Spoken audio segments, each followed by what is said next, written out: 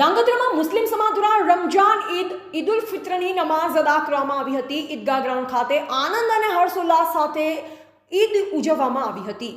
સમગ્ર ભારત દેશમાં આજે રમજાન ઈદ ઉજવવામાં આવી રહી છે, જેમાં ધાંગધ્રા શહેરમાં પૂરા મહિનો 29 રોજા રહી અલ્લાહની ઇબાદત કરી જકા સદકા ફિત્ર આપી આજે ઈદગાહ ગ્રાઉન્ડ ખાતે મુસ્લિમ સમાજ દ્વારા ઈદ ઉલ ફિત્ર રમજાન ઈદ નમાઝ અદા કરી વતને હિન્દુસ્તાની ઉન્નતિ તેમજ અમન ભાઈચારા અને પ્રેમની દુઆઓ સાથે ઈદની નમાઝ અદા કરી હતી। જેમાં ધાંગધ્રા સમગ્ર ભારત દેશમાં આજે રમજાન ઈદ ઉજવવામાં આવી રહી છે। મુસ્લિમ સમાજનો પવિત્ર તહેવાર એટલે રમજાન મહિનો।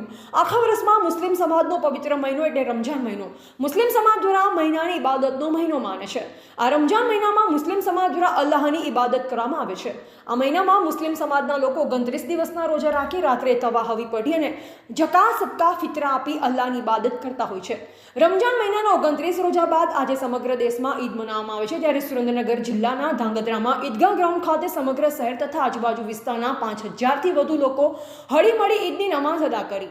ઈદગાહ ગ્રાઉન્ડમાં આજુબાજુના ગ્રામ્ય વિસ્તારમાંથી મુસ્લિમ બિરાદરો નમાઝ અદા કરી, ત્યારે વતને હિન્દુસ્તાની ઉન્નતિ તેમજ અમન ભાઈચારા અને પ્રેમની દુઆઓ સાથે ઈદની નમાઝ અદા કરી। જેમાં સમસ્ત મુસ્લિમ સમાજ દ્વારા આવનાર દિવસોમાં ધાંગધ્રા શહેરમાં એક મુસ્લિમ સ્કૂલ બનાવવા માટેની પણ જાહેરાત કરવામાં આવી અને સમગ્ર આયોજન ધાંગધ્રા સુન્ની મુસ્લિમ જુમ્મા મસ્જિદ કબ્રસ્તાન ટ્રસ્ટ દ્વારા કરવામાં આવ્યું।